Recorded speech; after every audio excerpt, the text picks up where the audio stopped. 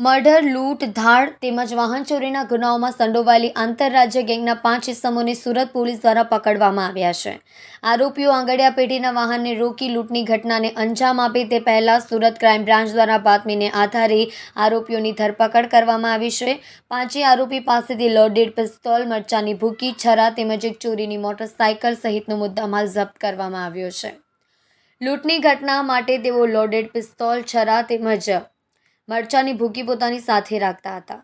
Crime branch દ્વારા 2 pistol, 4 કાર્ટીઝ, 2 છરા, 5 mobile, 1 motorcycle, 50 ગ્રામ મરચાની ભૂકી અને 1 બેગ સહિત કુલ 1,47,530 રૂપિયાનો મુદ્દામાલ જપ્ત કર્યો છે.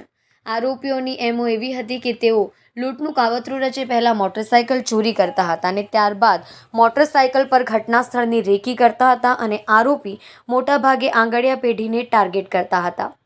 પોતાનો હેતુ જો પાર ન પડે અને આંગડિયા પેઢીના કર્મચારી પ્રતિકાર કરે તો પિસ્તોલ વડે ફાયરિંગ કરી કર્મચારીનું મોત નિપજાવતા હતા.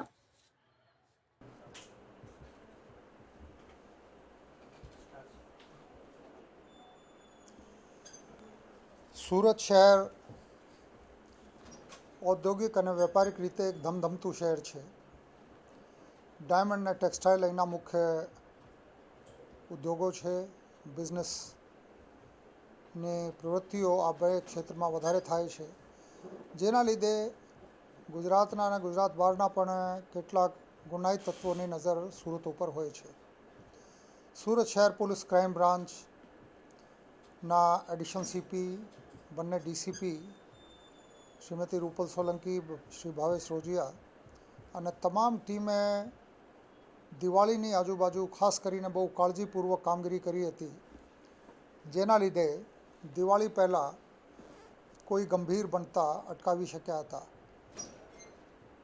પરંતુ દિવાળી પછી પણ તાત્કાલિક દિવાળી પછી એક ગેંગ, જેમાં 5 જણ ઉત્તર પ્રદેશના છે, હાલમાં રહે છે ગુજરાતમાં, આ 5 જણાની ગેંગને ક્રાઇમ બ્રાન્ચની ટીમને પકડવામાં સફળતા મળેલ છે.